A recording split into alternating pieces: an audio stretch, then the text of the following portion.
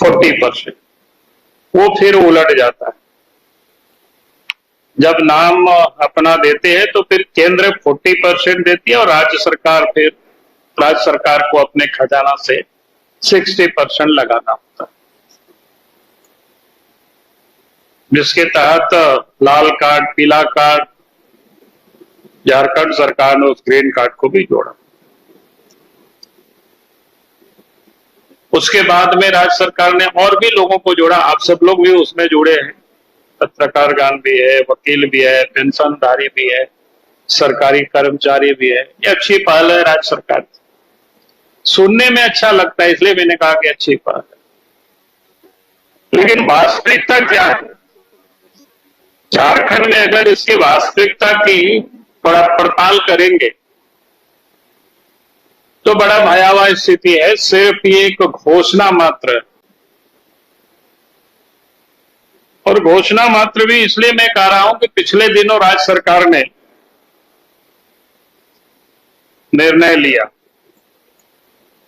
कि शहरी क्षेत्रों में 50 बेड का हॉस्पिटल होना चाहिए और ग्रामीण क्षेत्रों में 30 बेड का हॉस्पिटल होना चाहिए।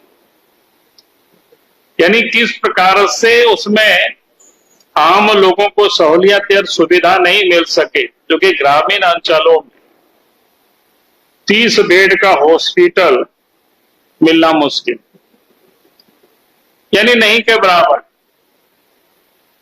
यानी कुल मिलाकर के ये जो बड़े हॉस्पिटल को ही लाभ मिल सके, क्या गरीब अपने जहां इतने दूर तक तो पहुंच नहीं सकेंगे, जो छोटा छोटा जो उनको ऑपरेशन वगैरह कुछ करना होता है, अब उसके लिए उनको बड़ा हॉस्पिटल कहां खोजेंगे? तो पहले तो सरकार ने उसको किस प्रकार से कटौती करने की कोशिश की, जबकि भारत सरकार का जो गाइडलाइन है, उन्होंने 10 बेड का भी हॉस्पिटल को सूचीबद्ध किया जा सकता है। अर्थात ग्रामीण क्षेत्रों में भी जो छोटा छोटा यहाँ हॉस्पिटल लोग चला रहे हैं, 10 बेड का दो एक कमरा में, तो वहां भी ग्रामीणों को इलाज की सुविधा उपलब्ध हो रहा था, लेकिन झारखंड सरकार ने उसको भी समाप्त करके और उसको इन्होंने 50 बेड शहरी क्षेत्रों में और ग्रामीण क्षेत्रों में 30 बेड, यानी पहले ही उसको कटौती करने के इन्होंने प्रयास किया। उसके बाद आप सब लोगों ने अखबार में भी पढ़ा होगा, हॉस्पिटल का यूनियन उन लोगों ने भी मांग किया, फिर हमने उस पर पता करने की कोशिश की कि झारखंड में जो पहले 750 हॉस्पिटल को सूचीबद्ध किया है, जहां पर गरीब से गरीब लोग इलाज अपना करा पा रहे थे, लेकिन उसमें भी क्या हुआ, 750 में से 538 हॉस्पिटल का तो फरवरी से पैसा मिला ही नहीं है लोगों को। यानी फरवरी हो गया, मार्च हो गया, अप्रैल हो गया, मई भी समाप्त हो रहा है। अब 538 हॉस्पिटल, मतलब आप समझ सकते हैं। अब उन लोगों ने एक प्रकार से सरकार के पास त्राहिमाम कर दिया कि भैया अगर आप पैसा हमें नहीं देंगे तो फिर अब हम लोग किसी का इलाज नहीं कर सकते। यानी कुल मिलाकर के सरकार जिस रास्ते पर कदम पर चल रही है, इससे गरीबों को उसका कोई लाभ नहीं मिल सकेगा। और उसमें से 750 में हमने कहा कि 538 हॉस्पिटल को तो फरवरी से पैसा ही नहीं मिल रहा है, और 212 हॉस्पिटल है जिनको पिछले 10 महीनों से पैसे नहीं मिल रहा है। कुछ उसका टेक्निकल प्रॉब्लम आया था, लेकिन वो भी शायद ठीक हुआ, लेकिन आज तक नहीं। तो अगर इतनी बड़ी तादाद में अस्पतालों को पैसा नहीं मिलेगा तो फिर गरीबों को ये सुविधा प्राप्त नहीं हो पाए। और गरीब ही नहीं, बल्कि गरीब के साथ साथ जो हमने कहा कि पेंशन भोगी, वकील है, पत्रकार है, कर्मचारी है, यानी किसी को कोई लाभ नहीं मिल पाएगा। इसलिए तो हम सरकार से ये मांग करेंगे, भाई केंद्र सरकार का जो गाइडलाइन है एक तो 10 हॉस्पिटल तक को सूचीबद्ध करना,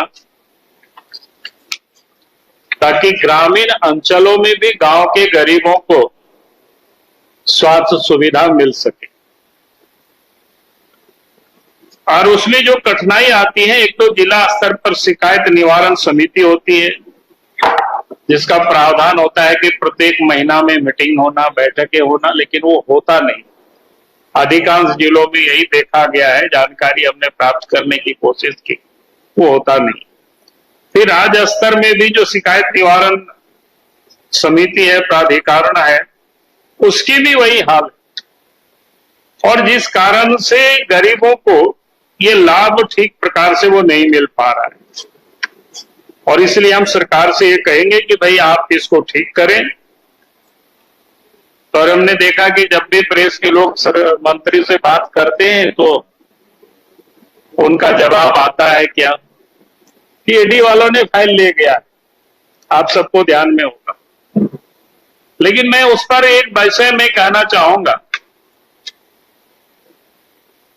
पहली बात तो मेरी जानकारी में कोई सरकारी अस्पतालों में कहीं पर कोई ईडी वालों ने छापा नहीं मारा। अगर जहां कहीं भी छापा मारा है तो बिचौलियों के घर में, दलालों के घर में छापा मारा। तो फिर अगर वहां से ईडी ले गया तो फिर वहां फाइल क्या कर रहा था? दलाल के घर में, ईडी के घर में या कर्मचारी के घर में भी फाइल क्या काम कर रहा था? फाइल तो ऑफिसों में होता है। इसका मतलब ये गड़बड़ी हुआ। अगर मंत्री जी का कहना ये सत्य है तो मैं कहूंगा कि मंत्री जी को पहले उन लोगों के ऊपर एफआईआर लॉन्च करनी चाहिए जिन लोगों ने ऑफिस की फाइल को अपने घरों में और दराज में रखा था। और नहीं तो इस प्रकार की इधर उधर से बातें नहीं चलेगी, नहीं बनेगी बातें। ये लोगों को कब तक आप धोखा देंगे और ठगेंगे। तो एक तो ये विषय था मेरा, ये बड़ा महत्वपूर्ण विषय है क्योंकि देश के प्रधानमंत्री आदरणीय नरेंद्र मोदी जी का ये बड़ा महत्वाकांक्षी योजना है सब उनका कि हर को स्वास्थ्य की सुविधा उपलब्ध हो। लेकिन झारखंड में वो स्वास्थ्य की सुविधा उपलब्ध नहीं हो रही, बल्कि वो सुविधा को यहाँ एक प्रकार से समाप्त कर रही। आम लोगों को उसका जो लाभ मिलना चाहिए वो नहीं मिल रहा। इसलिए सरकार इसको ठीक करे, ये हम राज्य सरकार से मांग करते हैं। और एक विषय में जरूर, चूंकि आप सब लोग प्रश्न पूछते ही और आते जाते आप सब लोग प्रश्न पूछते ही रहते हो, तो मुझे लगा कि मैं अपनी ओर से ही मैं आप सब लोगों को विषय आपके समझ रखना चाहता हूं। आजकल आप देख रहे होंगे कि कांग्रेस पार्टी हो, झारखंड मुक्ति मोर्चा, बड़ी झंडा लेकर के लोग घूम रहे हैं कि भैया सरना कोड सरकार लागू करे। अच्छी बात है, आदिवासियों के लिए हितैषी है, सोच रहे हैं, जिसमें कोई बुरा नहीं है। लेकिन आधे बात ये लोग कर रहे हैं। हम उन लोगों से चाहेंगे काम को पूरा करना चाहिए, अधूरा काम नहीं करना चाहिए। अधूरा काम करेंगे तो फिर उसका लाभ नहीं मिल पाएगा।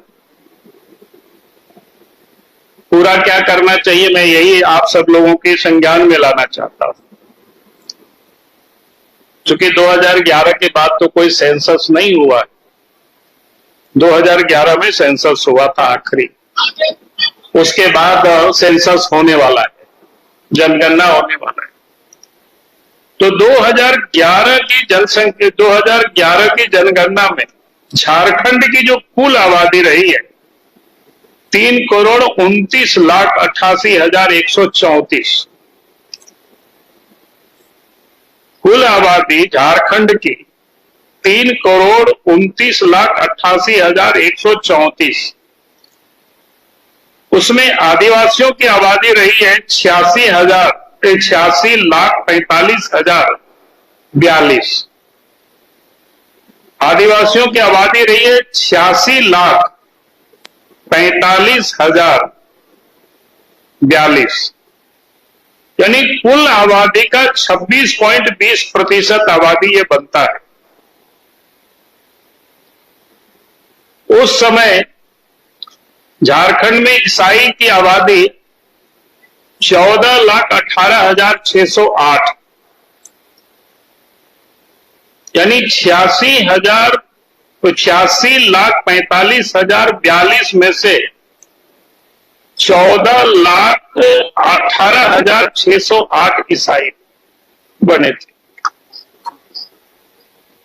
उसमें भी हमने थोड़ा सा जांच किया तो लगभग आदिवासी समाज से ही ये 95% बने हुए, 5% दलित है, बाकी और लोग हैं। यानी इसको कह सकते हैं कुल आदिवासी की आबादी का 15.48%, आदिवासी की आबादी का जो 86,45,042 के आबादी का 15.48% आबादी क्रिश्चियन बन चुके हैं। उसको आगे अगर आप जातिवार थोड़ा देखेंगे, जो प्रमुख जातियां हैं झारखंड में, जैसे उरांव है, तो उरांव में से 26% लोग ईसाई बन चुके हैं। मुंडा, उसमें पातर मुंडा वगैरह सब जुड़ा हुआ है, 33% ईसाई बन चुके हैं। संथाल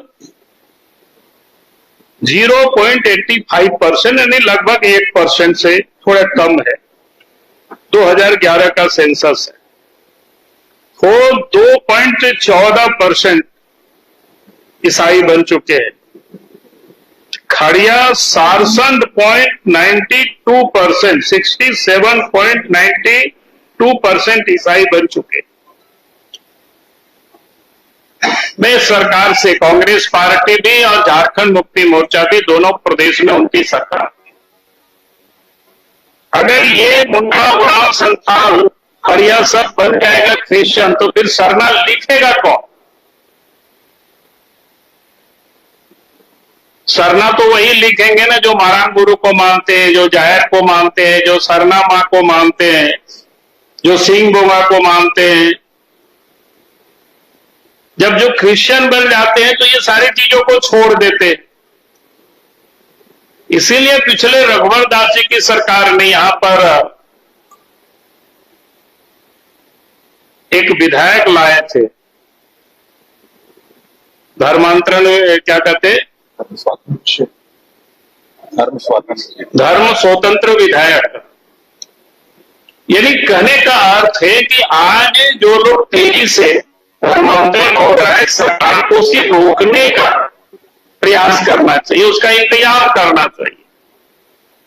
अगर उसकी वो इंतजाम नहीं करते हैं तो फिर सरना कहां बच जाएगा? फिर तो सारे लोग जो क्रिश्चियन बन जाएंगे वो अपने आप को तो सरना नहीं लिखेंगे। अब 67% खड़िया जो बन गए ट्राइबल ईसाई, वो सरना कहां लिखेंगे? 33% मुंडा जो बन गए क्रिश्चियन, वो सरना कहां लिखेंगे? 26% ईसाई जो बन गए उरांव, वो कहां सरना लिखेंगे? भाई वास्तव में अगर सरना के लिए वो सरकार चिंतित है,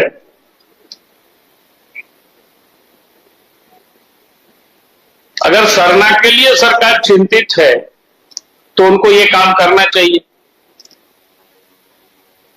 तो वो काम वो नहीं कर रहा है, तो ये झूठ मूठ का ये राजनीति हथकंडा अपना करके यहां से वहां घूम रहे हैं। इसलिए हम सरकार में बैठे हुए हैं, दोनों ही दल बड़ा जोर शोर से आंदोलन कर रहे हैं। और इसलिए मैं दोनों ही दलों से मैं यही कहूंगा कि यार ये जो सेंसस में आपको बताया, आज से 15 साल पहले की है, 2011 या अंतिम सर्वे, बाद में फिर सर्वे अभी होने वाला है, तो फिर किसका कितना आबादी होगा तो आपको ये पता चल जाएगा, कोई दिक्कतें नहीं है। तो इसीलिए हम हेमंत सोरेन जी से, झारखंड मुक्ति मोर्चा से, कांग्रेस पार्टी से, राहुल गांधी से हम ये चाहेंगे कि सबसे पहले तो यहां जो 30-32 जातियां हैं, उनकी जो परंपरा है, उनकी जो आस्था है, उनकी जो विश्वास है, वो समाप्त नहीं हो, उसको बनाए रखे, उसके लिए सरकार को प्रयास करनी चाहिए। और मेरे ओर से जो विषय था मैंने आपके समझ रखा। इन्हीं शब्दों के साथ मैं अपनी बातों को समाप्त करता हूं। बहुत बहुत धन्यवाद। Rainbow River Water Park unlimited fun. Rainbow की तरह यहाँ है रंग बिरंगे वाटर राइड्स जो करेंगे आपको रोमांचित। 30 feet thrilling family pool slide, cyclone tube slide, multilane slide, dark house slide करें एंजॉय। मल्टीप्लेयर स्टेशन में परिवार और दोस्तों के साथ करें मस्ती। ऑक्टोपस रेन डांस में एक्साइटमेंट का लीजिए सुपर डोज। बच्चों के लिए tots play area, Mickey Mouse jumping, wave pool. तो देर किस बात की, अनलिमिटेड फन के लिए है ना रेनबो रिवर वाटर पार्क।